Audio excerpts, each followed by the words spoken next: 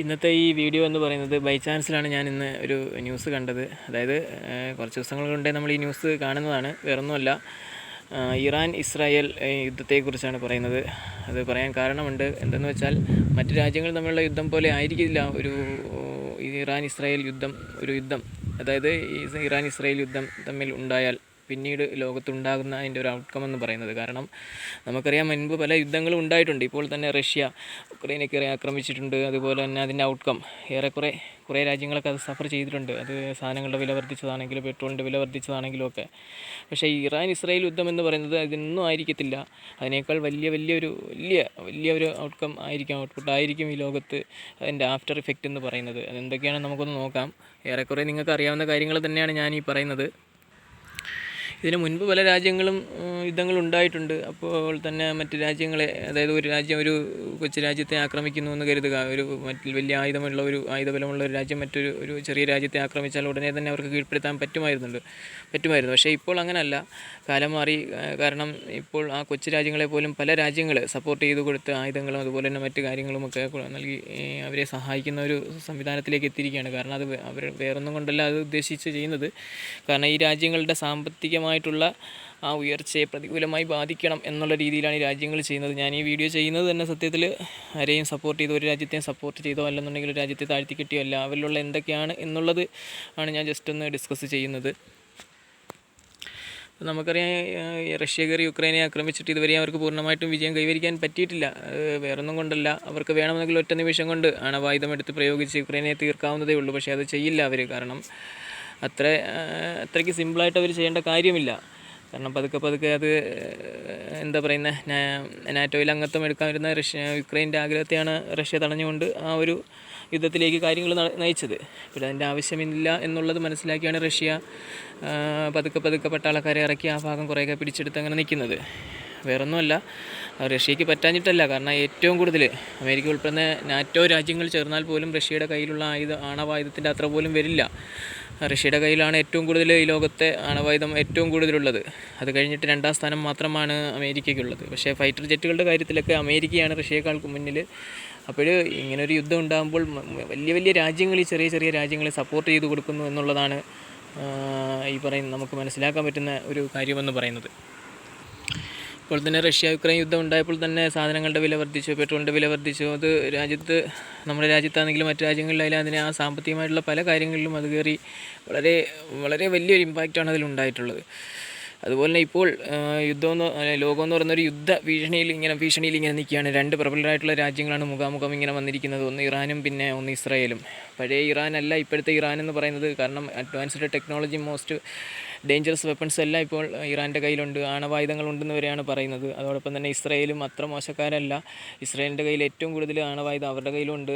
പല ഘട്ടങ്ങളിലും പല കാര്യങ്ങളിലും ഇസ്രായേലിനേക്കാൾ കൂടുതൽ ഇറാനും ഉണ്ട് ആ ഒരു പ്രയോറിറ്റി. അതുപോലെ തന്നെ ഇറാനേക്കാൾ കൂടുതൽ ഇസ്രായേലിനും ഉണ്ട്. 2 രാജ്യങ്ങളും ഈക്വലാണെന്നേ എനിക്ക് പറയാനുള്ളൂ. കാരണം എന്ന് വെച്ചാൽ ചിലപ്പോൾ ആണവായുധത്തിൻ്റെ കാര്യത്തിൽ ചിലപ്പോൾ ഇറാനേക്കാൾ ഒരു പടി മുന്നിലായിരിക്കും ഇസ്രായേൽ. എന്നാൽ കണക്കുകളനുസരിച്ച് UN ഇതുവരെയും ഇറാന് ആണവായുധത്തിൻ്റെ കാര്യം ഇതുവരെ റിപ്പോർട്ട് ചെയ്യപ്പെട്ടിട്ടില്ല. കാരണം അവർ വികസിപ്പിച്ചുകൊണ്ടിരിക്കുകയാണെന്നാണ് അറിഞ്ഞിട്ടുള്ളത്.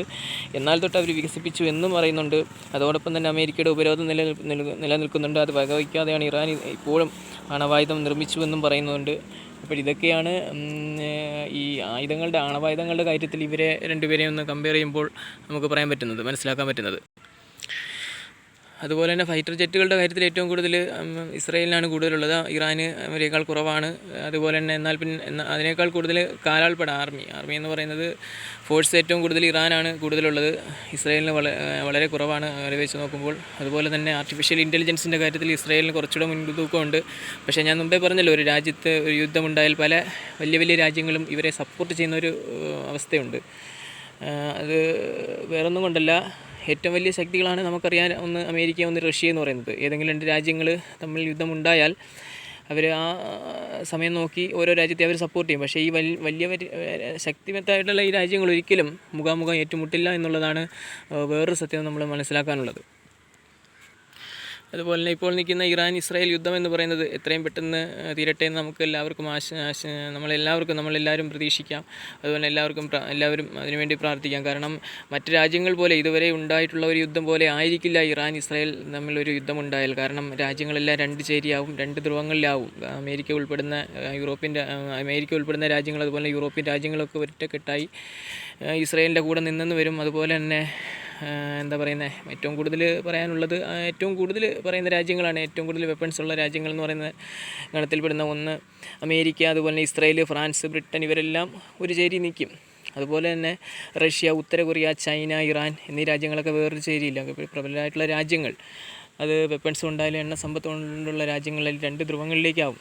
അങ്ങനെ ആവുകയാണെന്നുണ്ടെങ്കിൽ രണ്ട് ധ്രുവങ്ങളിലേക്ക് ആവുകയാണെന്നുണ്ടെങ്കിൽ പിന്നീടുണ്ടാകുന്ന ലോകത്തിനുള്ള മാറ്റം, പിന്നീടുണ്ടാകുന്ന ചേഞ്ച് വളരെ വളരെ വലുതായിരിക്കും. അതിനുശേഷമുള്ള ഇമ്പാക്റ്റ് എന്ന് പറയുന്നത് നമ്മൾ മനസ്സിലാക്കേണ്ട കാര്യം, പണ്ടൊക്കെ രണ്ട് രാജ്യങ്ങൾ യുദ്ധം ഉണ്ടായിരുന്നാൽ അപ്പോഴേ തന്നെ തീരും, അല്ലെങ്കിൽ അത് കുറച്ച് നാളത്തേക്ക് നീണ്ടു നിന്നാൽ പോലും. ഇപ്പോൾ ഒന്നാം ലോക മഹായുദ്ധം, രണ്ടാം ലോക മഹായുദ്ധം പോലെ അതിനെക്കുറിച്ചല്ല പറയുന്നത്. എന്നാലും അത്യാവശ്യം ചില യുദ്ധങ്ങളുണ്ടായാൽ ഇതുപോലെ വരാനിരിക്കുന്ന, ഒരുപക്ഷെ വരാതിരിക്കട്ടെ എന്ന് തന്നെ നമുക്ക് പ്രാർത്ഥിക്കാം. കാരണം ഇറാൻ ഇസ്രായേൽ യുദ്ധം എന്ന് പറയുന്നത് ഇതുവരെ ഉണ്ടായിട്ടുള്ള, എല്ലാവരും പറയുന്നതാണ്, ഇതുവരെ ഉണ്ടായിട്ടുള്ളതിൽ വെച്ച് ഏറ്റവും വലിയ ഇമ്പാക്റ്റ് ആയിരിക്കും ലോകത്ത് നടക്കാൻ പോകുന്നത്. കാരണം ഇസ്രായേൽ എന്ന് പറഞ്ഞാൽ ഭയങ്കരമായിട്ടുള്ളൊരു ശക്തിയായിട്ടുള്ള രാജ്യമാണ്. അതുപോലെ തന്നെ ഇറാൻ പഴയ ഇറാനുമല്ല. അതുപോലെ തന്നെ ഈ പറയുന്നതുപോലെ ഒരു യുദ്ധം ഉണ്ടാകുകയാണെന്നുണ്ടെങ്കിൽ പല രാജ്യങ്ങളും ഇവർക്ക് സപ്പോർട്ട് ചെയ്തു കൊടുക്കും, ആയുധങ്ങൾ കൊടുത്തും സമ്പത്തുകൾ കൊടുത്തുമൊക്കെ. അപ്പോൾ ആ യുദ്ധങ്ങൾ വഷളാകുമ്പോൾ ആ രാജ്യത്തിൻ്റെ സാമ്പത്തികമായിട്ടുള്ള ഭദ്രതയെ തന്നെയാണ് അത് ബാധിക്കുന്നത്. അത് അവരുടെ ഉപകാരത്തിന് വേണ്ടി ചെയ്യുന്നതായിരിക്കില്ല. പക്ഷേ പിറവിൽ നിന്ന് സഹായിക്കുന്ന ഈ വലിയ രാജ്യങ്ങൾ ഒരിക്കലും മുഖാമുഖം ഏറ്റുമുട്ടില്ല എന്നുള്ളതാണ് സത്യം. അവരൊരിക്കലും മുഖാമുഖം ഏറ്റുമുട്ടാതെ തന്നെയാണ് എന്ത് ചെയ്യുന്നത്, ഇവരെ പിറകിൽ നിന്ന് സഹായിച്ചു കൊടുക്കുന്നത്. അതിലൂടെ ആ സഹായം കിട്ടുന്ന രാജ്യങ്ങൾ എന്ത് ചെയ്യുകയാണ്, അതിലൂടെ അവരുടെ സാമ്പത്തികമായിട്ടുള്ള ഭദ്രത താഴേക്ക് കൂപ്പുകുത്തുകയാണ്. അതോടൊപ്പം തന്നെ ആ രാജ്യത്തെ അരക്ഷിതാവസ്ഥയും ഉണ്ടാകുന്നതിലേക്ക് നയിക്കും. എന്തായാലും നമുക്ക് പ്രാർത്ഥിക്കാം ഒരിക്കലും ഇങ്ങനെ ഒരു യുദ്ധം ഉണ്ടാവാതിരിക്കുവാൻ വേണ്ടി.